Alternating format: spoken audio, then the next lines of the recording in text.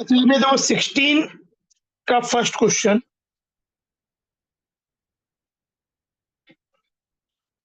One molal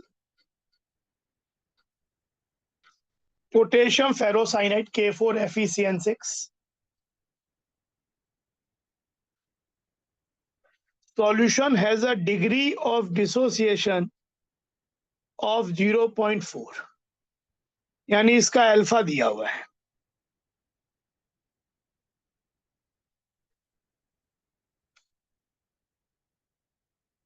Its boiling point is equal to that of another solution which contains 18.1 weight% of a non-electrolyte solute A।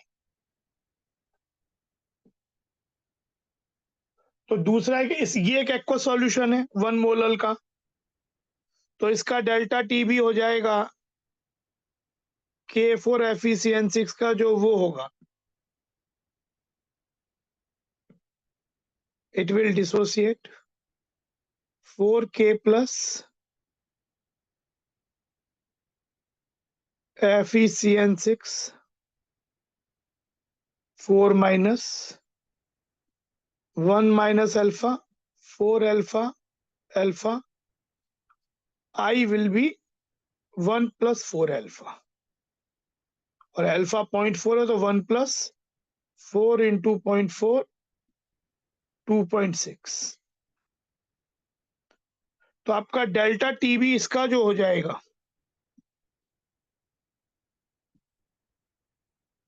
इस solution का वो हो जाएगा I KF KB into M, that will be 2.6। KB पानी का मालूम ही है हमको, जरूरत पड़ेगी तो देखें, दिया नहीं है शायद कट जाएगा, और मोललिटी 1 मोलल दिया हुआ है,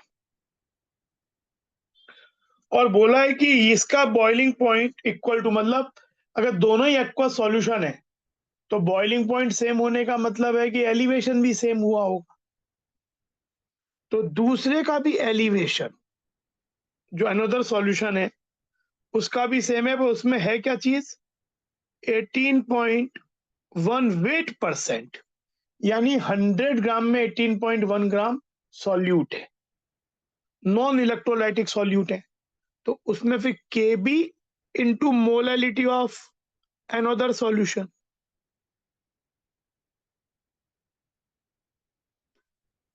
that will be Kb 18.1 divided by molar mass of the solute जो उसमें, और वेट ऑफ सॉल्वेंट कितना हो गया 81.9 ग्राम, केजी में करेंगे तो बाई 1000,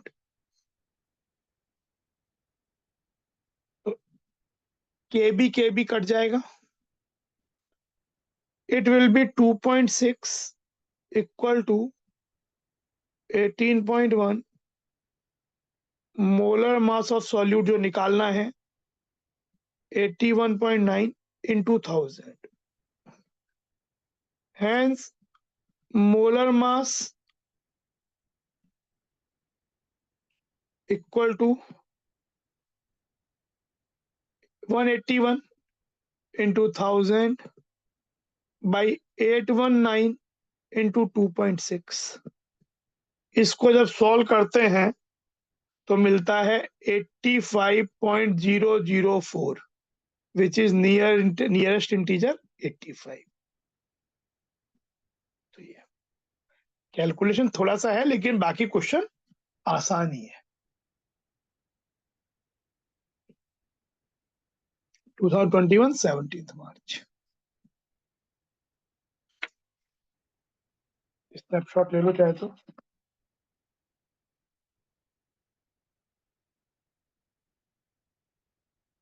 आगे बढ़ते हैं।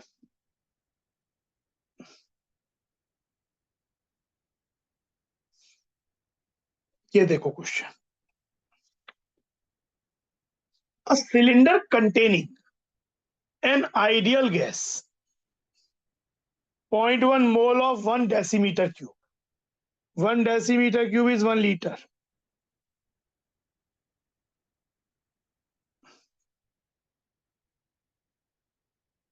is in thermal equilibrium with a large volume of 0.5 molar aqua solution. Question जैसा इंटीमिडेटिंग ज्यादा है बहुत आसान, देखने में लगता है कहीं क्या ही बना दिया है। देखो एक चीज समझो क्वेश्चन को, एक सिलेंडर है जिसमें यहाँ पे आइडियल गैस के 0.1 मोल है, वॉल्यूम 1 लीटर है यहाँ पे, थर्मल इक्विलिब्रियम में with a large volume of 0.5 molar aqua solution. ये जो सॉल्यूशन है लार्ज वॉल्यूम,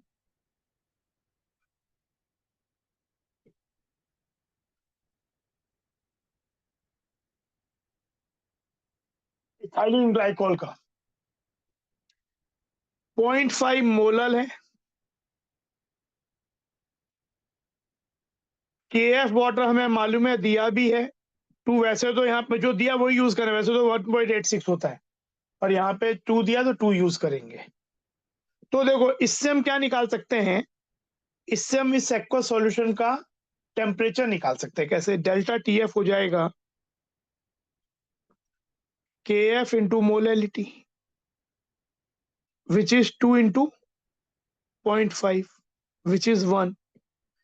इनिशियल ये डेल्टा TF होता है initial freezing point minus final, water का फ्रीजिंग पॉइंट होता है 273, फाइनल निकालना है।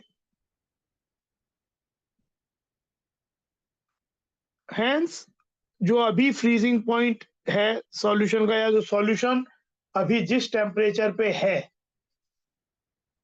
दैट इज 272 केल्विन, यानी यहाँ पे टेम्परेचर इस सॉल्यूशन का 272 केल्विन हो गया। It is 272 kelvin. अब गैस इसके संग थर्मल इक्विलिब्रियम में है, यानी गैस का भी टेम्परेचर 272 केल्विन है, मोल 0.1 है, वॉल्यूम 1 लीटर है, आर की वैल्यू दी हुई है, डेसीमीटर क्यूब लीटर ही होता है, लीटर एटमॉस्फेयर पर केल्विन पर मोल। अब ये यहां पे भी स्टॉपर लगे हुए हैं, अभी यहाँ स्टॉपर लगे हुए हैं,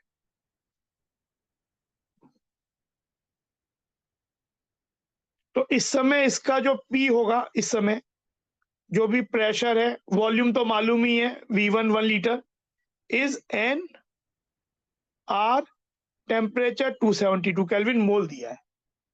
फिर क्या किया, बोलो क्वेश्चन बोल रहे हैं if the stoppers S1 and S2 shown in figure are suddenly withdrawn, तो ये पिस्टन ऊपर उठेगा, बाहर का प्रेशर 1 एटमॉस्फेयर है, एटमॉस्फेरिक प्रेशर, तो ये बाहर उठेगा, ऊपर जाएगा, पिस्टन को सडनली ये स्टॉपर्स को विथड्रॉ कर लिया, और ये तब तक ऊपर जाता जाएगा जब तक अंदर का प्रेशर आपका वो ना हो जाए 1 एटमॉस्फेयर। तो P2 should be 1 atmosphere, volume उस समय निकालना है कितना होगा, यही पूछा है क्वेश्चन में। NRT कोई थर्मल इक्विलिब्रियम में है, लार्ज सॉल्यूशन है ये, तो it will maintain its thermal equilibrium. अगर इससे कोई हीट जाएगी वाएगी भी तो इतना लार्ज सॉल्यूशन है कि टेम्परेचर ना तो सॉल्यूशन का बदलेगा और ना फिर गैस का बदलेगा, क्योंकि ये यहाँ पे डायथर्मिक वॉल्स होंगी, कंडक्टिंग वॉल्स होंगी, तो टेम्परेचर अभी भी वही रहा, गैस का मोल अभी भी वही रहा, मतलब ये आइसोथर्मल एक्सपांशन हो जाएगा बेसिकली देखा जाए तो, सडन मतलब आइसोथर्मल इरिवर्सिबल एक्सपांशन। लेकिन हमें तो कोई वर्क डन और तो निकालनी है ना, नहीं है यहाँ पे, हमें केवल इतना निकालना है कि भाई इसका नया प्रेशर क्या होगा फाइनल, तो फाइनल जब ये नया वॉल्यूम क्या होगा, तो पहले था P1 वन NRT, बाद में वही इक्वल टू हो जाएगा P2 E2, where P2 is 1 atmosphere. तो बस NRT की वैल्यू तो हमें मालूम ही है 0.1 0.08 इंटू 272, जो शुरुआत में था वही बाद में भी रहने वाला है, पर वॉल्यूम और प्रेशर बदल जाएंगे। प्रेशर हो गया 1 एटमॉस्फेयर, वॉल्यूम निकालना है। इसको जब सॉल्व करेंगे तो ये आ जाएगा आपका सॉल्व करके 2.176। आसान मल्टीप्लिकेशन है। 272 इंटू 8 करो और फिर डेसिमल्स देखो तो 2.176 आ जाएगा litre, which is nearly 2.18 litre. यहाँ पे क्वेश्चन में नियरेस्ट इंटीजर नहीं पूछा है, आंसर 2.18 लीटर ही दिया है। तो अगर नियरेस्ट इंटीजर पूछते तो आंसर 2 लीटर हो जाता। तो यहाँ नियरेस्ट नहीं पूछा, उस समय 2020 का क्वेश्चन है। उस समय आजकल देखा गया है कि ज्यादातर क्वेश्चन इनमें आंसर इंटीजर आता है, मतलब इंटीग्रल टाइप बना देते हैं वो, नॉट नेसेसरी 0 से 9, पर आंसर एक न्यूमेरिकल वैल्यू इंटीजरल आती है। पर पहले क्वेश्चंस देखे गए कि 20 में 21 में बहुत से क्वेश्चन ऐसे भी आते थे कि 2 डेसिमल तक आपको राउंड ऑफ करके आंसर देना होता था। ये देखो अगला,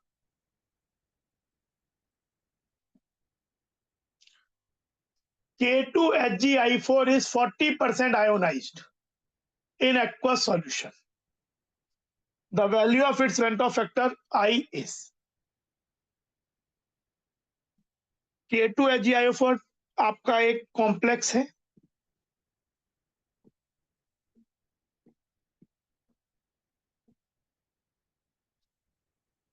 which ionizes as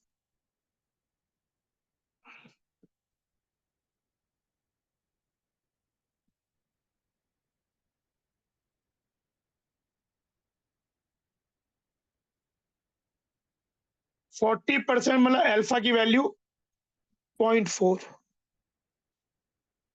तो बहुत ही आसान है, 1 minus alpha 2 alpha alpha, I will be this plus this plus this, 1 plus 2 alpha, alpha ये दिया हुआ है 1 plus 0.8, 1.8 आंसर। बहुत ही आसान था।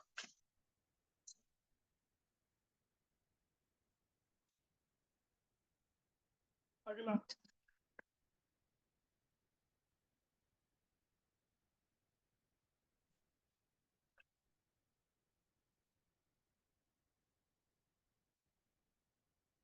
ये सॉल्यूशन सल्फेट नहीं, sodium sulphate.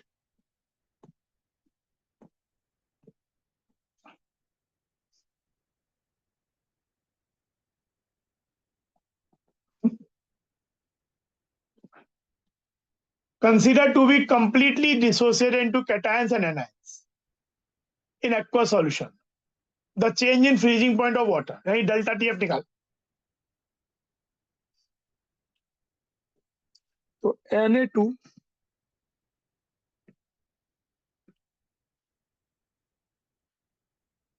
gives twice Na plus,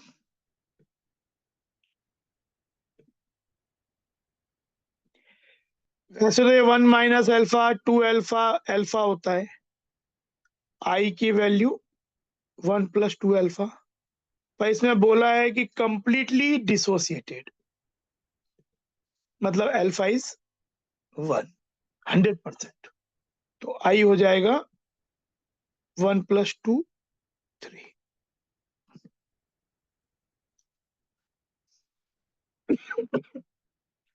delta TF is I KFM, I3 हो गया, KF 1.86 है, और मोलालिटी बोला है 0.01 mole sodium sulphate added in 1 kg water, तो मोलालिटी 0.01 ही हो जाएगी बिना डिसोसिएशन के, क्योंकि हम आई ले लेते हैं तो यहाँ पे वो मोलालिटी लेते हैं जो कि बिना डिसोसिएशन की होती, तो after dissociation it will become IM।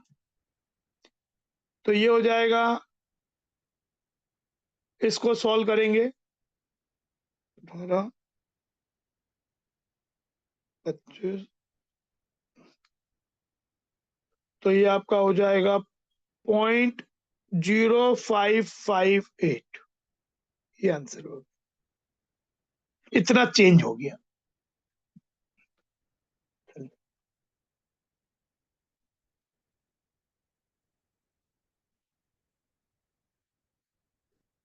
ठीक है, स्क्रीनशॉट ले लो।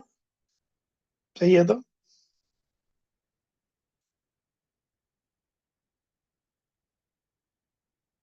1 2 3 4 5।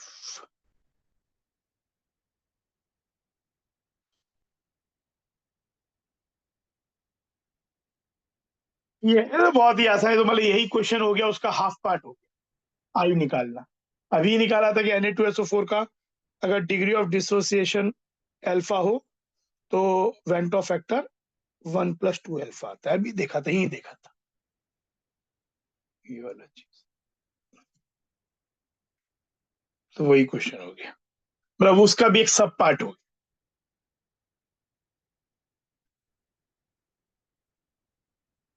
ये देखो, which one of the following aqueous solutions will exhibit highest boiling point? Highest सब एक्वा सॉल्यूशन है, तो हाईएस्ट बॉइलिंग पॉइंट होने के लिए डाइल्यूट सॉल्यूशन जब हो तो मोलैलिटी और एक्वा सॉल्यूशन की मोलैलिटी ऑलमोस्ट सेम हो जाती है। तो यहाँ पे हमें एक्चुअली क्या होता है, ये फॉर्मूले में चाहिए होता है मोलैलिटी, डेल्टा टीबी वाले में, डेल्टा टीएफ वाले में, लेकिन यहाँ पे मोलैलिटी दिया है, पर क्योंकि ये डाइल्यूटेड सॉल्यूशन है, एक्वस है, तो इनकी मोलैलिटी जो होगी ऑलमोस्ट मोलैलिटी वही होगी। अगर डेंसिटी और दिया हुआ होता तब हम कन्वर्ट भी करते, कभी का कन्वर्ट करना भी पड़ता है, लेकिन जब कुछ नहीं दिया हुआ डाइल्यूट सॉल्यूशन है तो इट्स अ गुड अप्रोक्सीमेशन कि मोलैलिटी और मोलैलिटी ऑलमोस्ट एक्वा सॉल्यूशन के लिए सेम होती है फॉर डाइल्यूट सॉल्यूशंस। तो डाइल्यूट डेफिनेटली यही 0.01 0.015, तो इट्स अ डाइल्यूटेड सॉल्यूशन। तो देखो यहाँ पे, यानी अगर हाईएस्ट बॉइलिंग पॉइंट का मतलब हाईएस्ट एलिवेशन, तो ये जितना सा एलिवेशन होगा बॉइलिंग पॉइंट उतना बढ़ेगा, तो हाईएस्ट बॉइलिंग पॉइंट इसका होगा जिसका एलिवेशन हाईएस्ट होगा। तो देखो इसका वेंट ऑफ फैक्टर हम ये मान लेते हैं कि जो इलेक्ट्रोलाइट है वो कंप्लीटली आयोनाइज हो रहा है, तो इसका आई होता है 3। तो इसका आई 3 के कारण ये बन जाएगा, इसकी अफेक्टिव मोलरिटी हो जाएगी 0.03 मोलर। इसका आई होगा 2 KNO3 का, K प्लस नाइट्रेट, दो आयन बन जाएंगे, तो ये अफेक्टिव हो जाएगा 0.02 मोलर। ये नॉन इलेक्ट्रोलाइट है,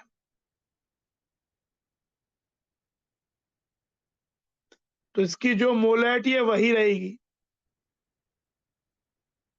और ये भी नॉन इलेक्ट्रोलाइट है, तो ये भी 0.015 ही रहेगा।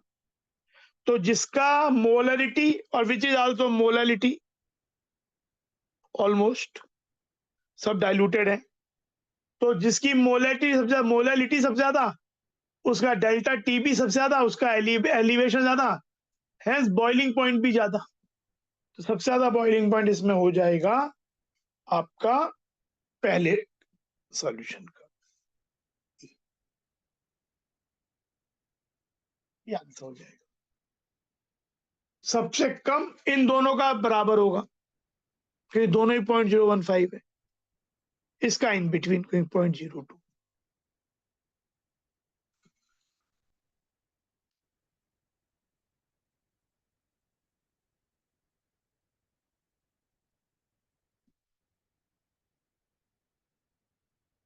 और 1 molar aqueous solution of the following compounds which one will show the highest freezing point? ये बड़ा टिपिकल चीज है। देखो, कॉलिगेटिव प्रॉपर्टी होती है elevation in boiling point, depression in freezing point,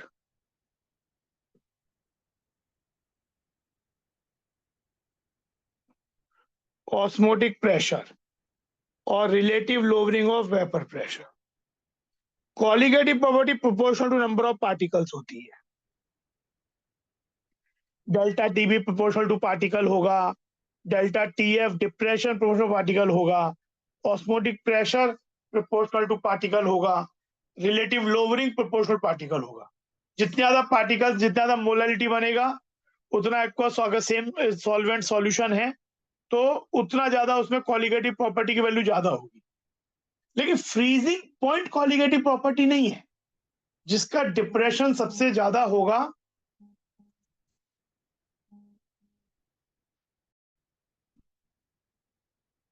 तो देखो यहां पे क्या होगा कि ये सब प्रोपोर्शनल टू पार्टिकल्स है, पर जितना ज्यादा एलिवेशन होगा बॉइलिंग पॉइंट हायर होगा, पर जितना ज्यादा डिप्रेशन होगा फ्रीजिंग पॉइंट लोअर होगा, जितना कम डिप्रेशन होगा फ्रीजिंग पॉइंट हायर होगा।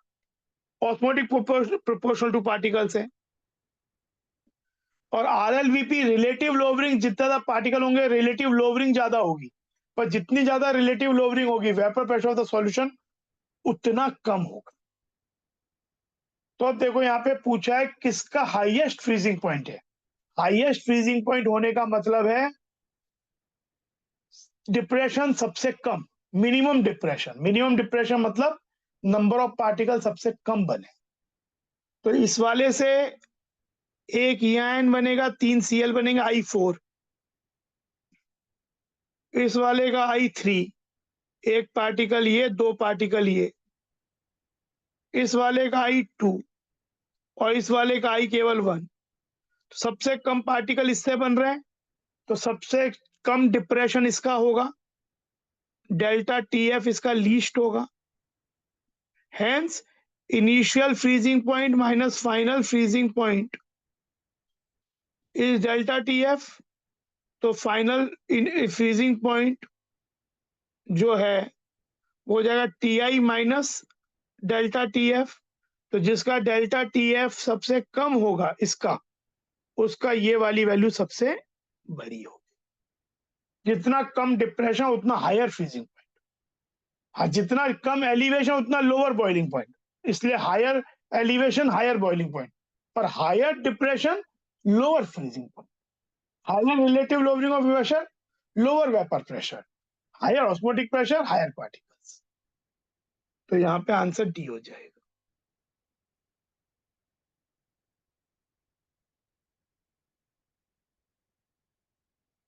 ये देखो, consider the separate solution of this and this. Which statement is true about this solution assuming all salts be strong? मतलब पूरा आयोनाइज होंगे। C2H5OH तो आयोनाइज होगा ही नहीं, वो तो नॉन इलेक्ट्रोलाइट है।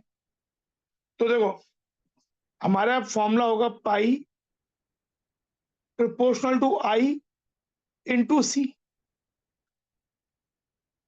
तो A के लिए देखो पहला जैसे पहला सॉल्यूशन है C2H5OH, उसके लिए I तो 1 है, पर C की वैल्यू है 0.5। इस वाले के लिए I की वैल्यू हो जाएगी 5 पार्टिकल बनेंगे इससे, और ये है 0.1, तो ये भी 0.5। इस सॉल्यूशन के लिए KBr के लिए I होगा 2 K प्लस BR माइनस, और ये है 0.25, तो ये भी हो जाएगा 0.5। और चौथे सॉल्यूशन के लिए I होगा 4 और ये है 0.125, तो ये भी 0.5 मोलर। तो सभी 0.5 मोलर हो गए, तो they all will have same osmotic pressure. Answer ही हो जाएगा। अच्छा क्वेश्चन था, ठीक है ना।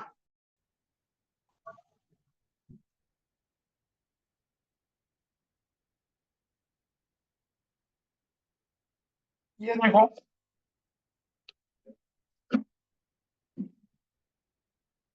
19 का 2,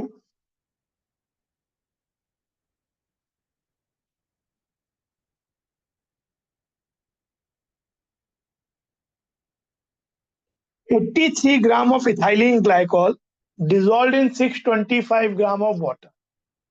freezing point of the solution is, बहुत ही स्टैंडर्ड क्वेश्चन है, एक नॉन इलेक्ट्रोलिटिक सॉल्यूट है, पानी का भी अमाउंट दिया हुआ है।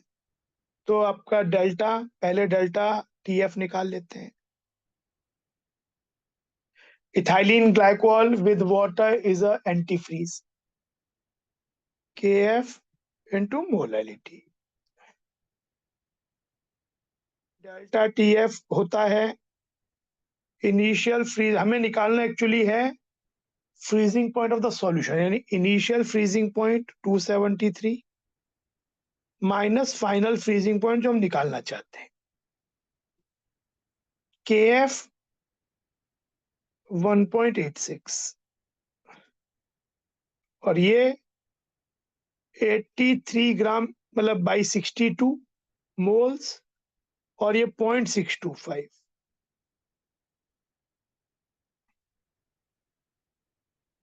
Final freezing point would be 273 minus ये वाली वैल्यू।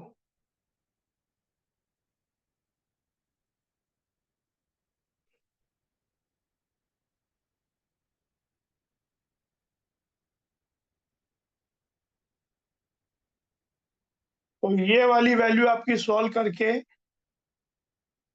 नियर अबाउट 3.98 आती है।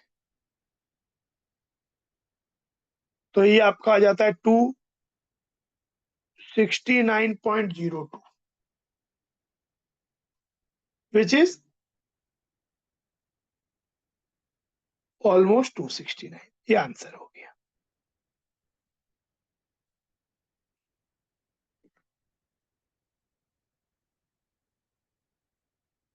ये चीज। अब नेक्स्ट क्वेश्चन पे आते हैं। ये देखो जैसा अच्छा क्वेश्चन है। In a solvent 50% of an acid HA dimerizes and the rest dissociates। Van't Hoff factor निकालना, मतलब क्या बोल रहा है, मान लेते कोई एसिड HA है, उसके A मोल है, तो A/2 मोल तो डिसोसिएट डाइमराइज हो जाते हैं, यानी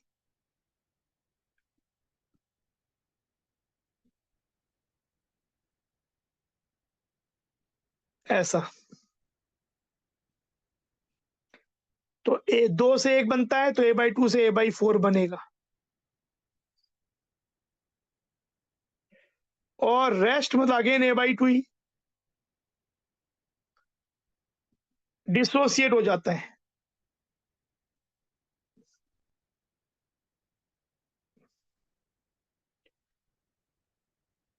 A/2 A/2।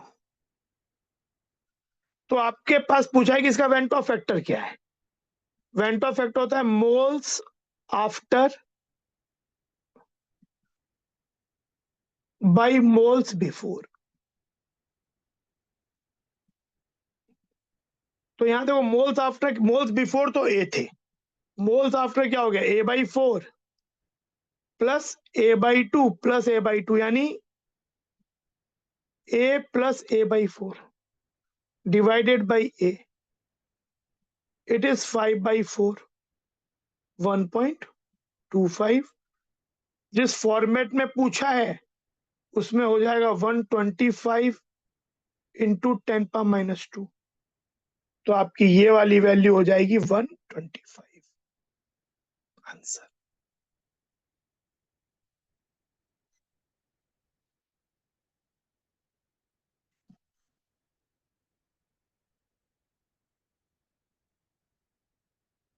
तो ये हो गया। तो आगे बढ़ते हैं लास्ट क्वेश्चन पे।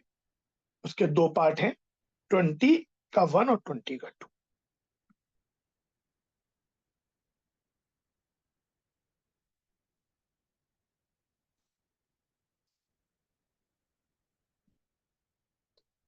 When 12.2 gram of benzoic acid is dissolved in 100 gram of water, the freezing point of solution was found to be minus 0.93 degree Celsius. KF water दिया हुआ है, number of benzoic acid molecule associated, ये बोल रहे हैं कि भाई ऐसे हम ये बात जानते हैं कि बेंजोइक एसिड के 2 मॉलिक्यूल एसोसिएट होते हैं, लेकिन हमको यहाँ पे एक क्वेश्चन है, हमें ये नहीं मालूम। यानी बेंजोइक एसिड के मान लो n मॉलिक्यूल्स एसोसिएट होते हैं,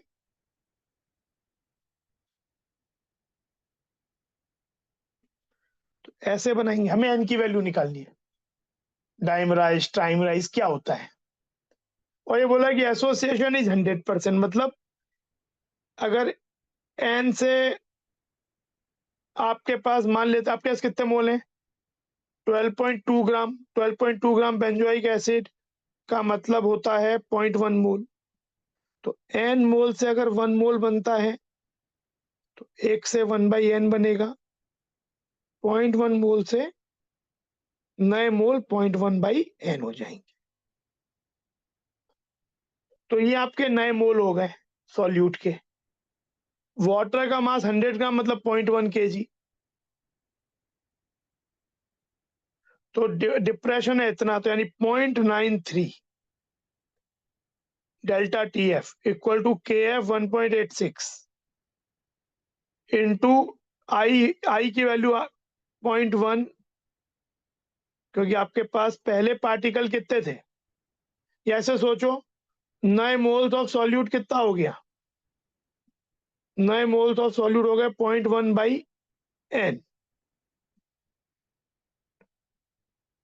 यहाँ पे अब आई मैंने लिखा नहीं, क्योंकि अगर मैं आई निकालूंगा तो फिर ऐसे करना पड़ेगा, I equal to 0.1/n divided by 0.1, तो आई हो जाएगा 1/n।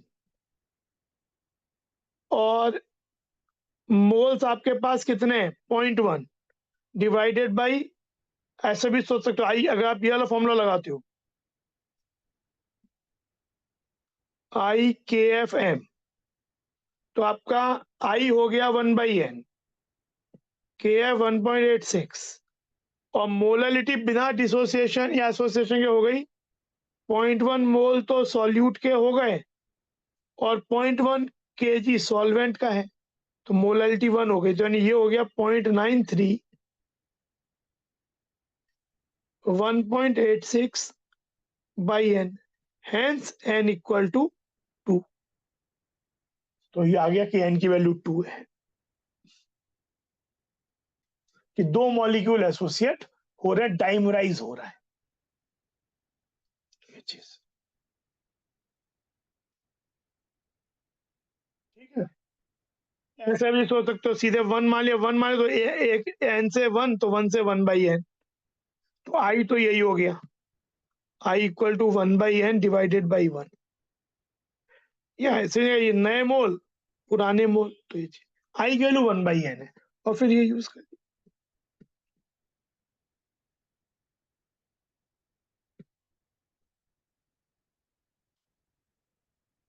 ये देखो 1 molar aqua solution of an electrolyte A2B3 60% ionized.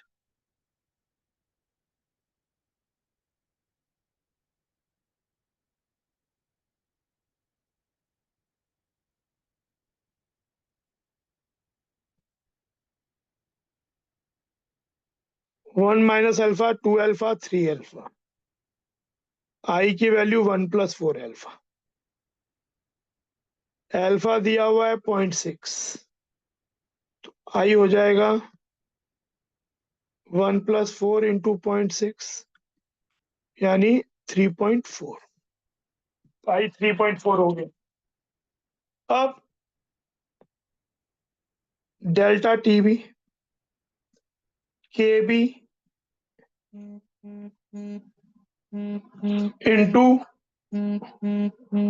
Molality हो जाएगा, आई की वैल्यू है 3.4 इंटू मोलालिटी हो गई 1।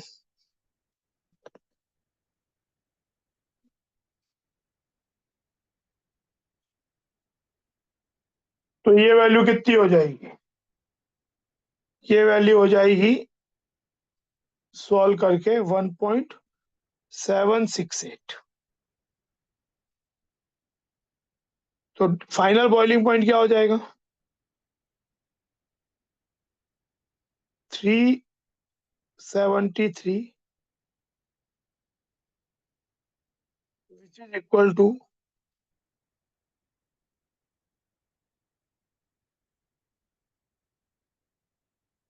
nearly 375, nearest integer।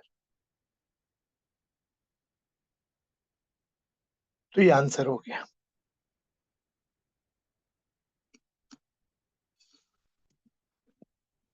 तो ये आपका डिस्कशन हो गया पूरा इसके। ये क्वेश्चंस अगर आप जो हमने 50 क्वेश्चंस किए हैं पूरे, अराउंड 50 क्वेश्चंस के आसपास किए हैं सॉल्यूशंस के, इसी टाइप के क्वेश्चंस आते हैं। तो ये आपको समझ में आ गया तो लिक्विड सॉल्यूशन का आप कह सकते हो कि बहुत चांस है, 99% चांस कि आप क्वेश्चन सॉल्व कर